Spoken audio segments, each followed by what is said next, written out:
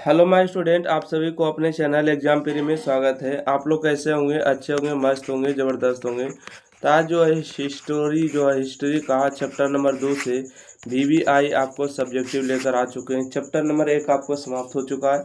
तो जो भी चैप्टर नंबर 1 हिस्ट्री का अगर वीडियो नहीं देखे तो ज़रूर जाके देख लीजिएगा। चैप्टर नंबर 2 है कि समाजवाद एवं साम्यवाद है। ठीक है, इसमें जो VVI आपको सब्जेक्टिव बनते हैं जो कि आपको बोर्ड एग्जाम में पूछे जाते हैं, तो उनसे सारा आपको रिलेटेड कवर करने वाले हैं। तो आइए, सब्जेक्टिव प्रश्न आपको पता है कि डेली आपको मिल रहा होगा, तो जरूर जाके देखिए, है ना, और अपना तैयारी कंप्लीट करिए। क्वेश्चन नंबर 1 है कि नई आर्थिक नीति मार्क्सवादी सिद्धांतों के साथ समझौता थी कैसे। ठीक है, नई आर्थिक नीति मार्क्सवादी सिद्धांतों के साथ समझौता थी कैसे। तो उत्तर में देखिए, यहाँ पर लिखिएगा कि नई आर्थिक नीति से में कुछ बातें ऐसी थी जो समाजवाद से दूर तथा पूंजीवाद के निकट थी। जैसे किसान अपने अधिशेष उत्पाद का मनचाहा इस्तेमाल कर सकता था। दूसरा है कि केवल सिद्धांत जमीन राज्य की थी, जो व्यवहार्यता किसान की होगी। दूसरा, 20 से कम कर्मचारी वाले उद्योग को व्यक्तिगत रूप से चलाने का अधिकार मिला। अगला है कि उद्योगों का विकेंद्रीकरण कर दिया गया और निर्णय और क्रियान्वयन के बारे में काफ़ी छूट दी गई और विदेशी पूंजी भी सीमित तौर पर आमंत्रित की गई। व्यक्तिगत संपत्ति को मान्यता मिली। ठीक है, यहाँ से देखिए, आपको अगर नहीं समझ में आया तो हम आपको बता देते हैं कि नई आर्थिक नीति और नई आर्थिक नीति क्या था। तो देखिए, पहले नंबर जो था, किसान को पहले विशेष अधिकार दिए गए थे। ठीक है, कि मन चाह अनाज को उपयोग करिए, जितना चाहे उतना खाइए पिए, कोई दिक्कत नहीं है। दूसरा है कि ज़मीन जो है ना राज्य का होगा, ज़मीन आपका नहीं होगा। आप चाहे तो ज़मीन के ऊपर आप उपजा सकते हैं, बस वो आपका होगा, है ना। किसान उसका इस्तेमाल कर सकते हैं, कोई दिक्कत नहीं, बाकी ज़मीन राज्य का होगा। अगर राज्य चाहेगा ज़मीन तो ले लेगा। तीसरा पॉइंट है कि 20 से कम कर्मचारी जहाँ पर उद्योग में काम कर रहे थे उसको व्यक्तिगत कर दिया गया, अब जाइए चलाइए, अब कोई दिक्कत नहीं है। ठीक है, अगला है कि उद्योग का विकेंद्रीकरण किया गया, मतलब कि जो उद्योग वगैरह था उसको तोड़कर छोटा छोटा बना दिया गया, विकेंद्रीकरण किया गया। ठीक है, और इसके बारे में जो है निर्णय लेने का भी अधिकार उसी के उद्योग में जो ठेकेदार होते हैं उसको दिया गया, काफ़ी छूट दिए गए। और विदेशी पूंजी जो था उसको सीमित कर दिया गया। ठीक है, विदेश से जो पूंजी आने वाला था व्यापारी, उसको आमंत्रित बहुत कम ही तौर पर करते थे। और छठा पॉइंट है कि व्यक्तिगत संपत्ति को मान्यता मिल गई, अन्यथा नहीं था। नई मार्क्सवादी आर्थिक नीति मिश्रित अर्थव्यवस्था पर आधारित थी। ठीक, चलिए अगला प्रश्न देखिएगा। क्वेश्चन नंबर यहाँ से आगे 2 नंबर। ठीक है, क्वेश्चन नंबर 2 में ध्यान से देखिएगा। देखिए, क्वेश्चन नंबर 2 है कि साम्यवाद एक नई आर्थिक एवं सामाजिक व्यवस्था थी कैसे। ठीक है, साम्यवाद एक नई आर्थिक एवं सामाजिक व्यवस्था थी कैसे। तो उत्तर में लिखिएगा, रूस में बोल्शेविक क्रांति के बाद स्थापित साम्यवाद एक नई आर्थिक एवं सामाजिक व्यवस्था बनकर उभरी थी। इस व्यवस्था ने आर्थिक एवं सामाजिक क्षेत्रों में पूंजीपतियों तथा कुलीन वर्गों का प्रभुत्व समाप्त कर दिया। पहले बड़े भूमिपतियों जमींदारों की निजी संपत्ति हुआ करती थी। ये प्रायः विशेष अधिकार प्राप्त कुलीन वर्ग के होते थे। इस प्रकार उद्योग धंधे, फैक्ट्री, कारखाने आदि भी पूंजीपतियों की निजी संपत्ति थे। और एक सेकंड,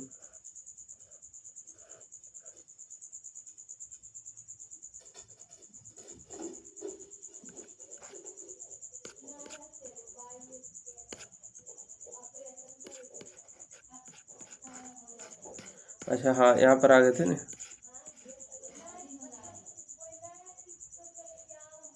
कहाँ पर थे, थोड़ा सा एक सेकंड रुकिएगा। हाँ, क्वेश्चन नंबर 2 को फिर से पढ़ जाते हैं। ठीक है, देखिएगा, कहते हैं कि रूस में बोल्शेविक क्रांति के बाद स्थापित साम्यवाद एक नई आर्थिक जो है एवं सामाजिक व्यवस्था बनकर उभरी। इस व्यवस्था ने आर्थिक एवं सामाजिक क्षेत्रों में पूंजीपतियों तथा कुलीन वर्गों का प्रभुत्व जो है समाप्त कर दिया। पहले जो है भूमि भाड़े पूंजीपतियों के जमींदारों की निजी संपत्ति हुआ करती थी। वे प्राय विशेष अधिकार प्राप्त कुलीन वर्ग के होते थे। इस प्रकार उद्योग धंधे, फैक्ट्री, कारखाना आदि भी पूंजीपतियों के निजी संपत्ति थे। इसके बाद कहते हैं कि भूमि, ठीक है, भूमि एवं उद्योग धंधे की निजी संपत्ति होने से इनकी आर्थिक स्थिति अच्छी, सामाजिक हैसियत उचित एवं तथा व्यक्तिगत जो जीवन विलासपूर्ण था। नई व्यवस्था में कृषि भूमि को राजकीय संपत्ति घोषित कर किसानों में बांट दी। किसानों को अतिरिक्त उत्पादन नियत दर पर राज्यों को सौंपनी होती थी। उद्योग धंधे का भी राष्ट्रीयकरण हो गया। उत्पादन तथा उपभोग की सभी वस्तुओं पर तथा विदेशी व्यापार पर राजकीय अधिकार हो गया और उद्योग धंधे तथा व्यापार के संचालन हेतु राजकीय तंत्र स्थापित हुए। इस प्रकार समन्वयवादी ने बिल्कुल नई आर्थिक एवं सामाजिक व्यवस्था स्थापित की। चलिए अगला प्रश्न है, क्वेश्चन नंबर देखिएगा 3 में कि रूसी क्रांति के किन्हीं 2 कारणों का वर्णन करें। ये देखिए आपको मोस्ट VVI है, इसको तो हम चाहेंगे कि आप आधी कर लीजिए, ठीक है। चाहे ना आपको जितना भी देर लगे, 1 घंटा 2 घंटा भी लगे तो चलेगा, क्योंकि देखिए 2013 में, 19 में, 18 में, उसके बाद आपको 23 में पूछा गया। 2024 में नहीं पूछा था, 25 में पूछेगा, ठीक है। तो 2025 में ये पक्का आपसे पूछेगा। तो देखिएगा आपका उत्तर हो जाएगा रूसी क्रांति के 2 महत्वपूर्ण कारण निम्नलिखित थे। पहला हो गया कि रूस की निरंकुशता एवं आयोग शासन। 19वीं सदी के मध्य में राजतंत्र की शक्ति सीमित की जा चुकी थी। रूसी राजतंत्र अपना विशेष अधिकार छोड़ने को तैयार नहीं था। जरा निकोलस द्वितीय राजा के दैवी अधिकारों में विश्वास करता था, ठीक है, देवी देवता के अधिकारों में विश्वास करता था। जरा की अफसरशाही अस्थिर और नेतृत्व अकुशल थी। गलत सलाहकारों के कारण जरा की स्वेच्छाचारिता बढ़ती गई और जनता की स्थिति बाद से बदतर होती गई, मतलब खराब होती गई, है ना। दूसरा है कि कृषक के रूप में मजदूरों की स्थिति, ठीक है, कृषक के रूप में मजदूरों की दयनीय स्थिति। कहते हैं रूस की बहुसंख्यक जनता कृषक थी, मतलब किसानों पर खेती करके अपना जीवन यापन कर रहे थे, जो अपने छोटे छोटे खेतों पर पुराने ढंग से खेती करती थी। दयनीय आर्थिक स्थिति में भी वे करों के बोझ से दबे हुए थे। मजदूरों को कम मजदूरी में अधिक काम करना होता था और अपने मांगों के समर्थन में वे हड़ताल भी नहीं कर सकते थे। उन्हें अपने राजनीतिक अधिकार प्राप्त नहीं था, ठीक है, उनको जो है राजनीतिक अधिकार प्राप्त नहीं था और इस प्रकार रूस की जनता में बदहाली क्रांति का मुख्य कारण था, ठीक है, जो कि आप समझ सकते हैं।